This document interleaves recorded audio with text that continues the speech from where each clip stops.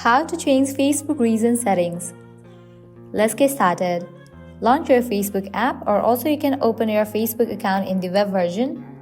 After you open it, you will land to the home page. Now at the top right corner, you can find this profile icon. Click on it.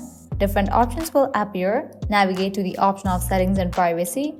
Now head towards the option of settings. Open it. Now at the left corner, you're going to find different options. Scrolling down under preferences, you will find the option of language and reason. Click on it.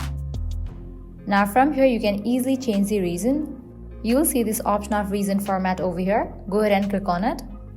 Now tons of reason options will appear. Just scroll and head towards any of the reason that you want to set for your Facebook account. Just click on the reason that you want to set, and then you can head back. With that, the reason will be updated in your Facebook account. Well, this way you can easily change Facebook reason settings. If you guys find this video helpful, don't forget to like, share and subscribe to our channel. Thank you.